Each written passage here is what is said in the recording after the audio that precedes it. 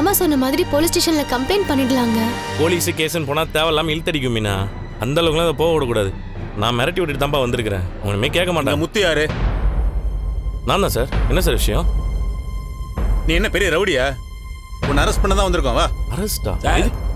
இவனை ஏன் sir arrest பண்றீங்க? ஒரு குடும்பத்தையே ஆளை வச்சு அடிச்சிருக்கான் சார்.